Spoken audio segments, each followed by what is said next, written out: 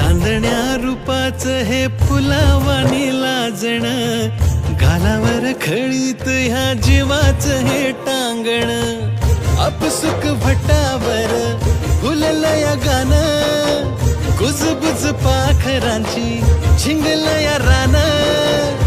केसर केसर झालं मन केसर, अत्तर अत्तर तरवळ अत्तर. केसर केसर झालं मन केसर.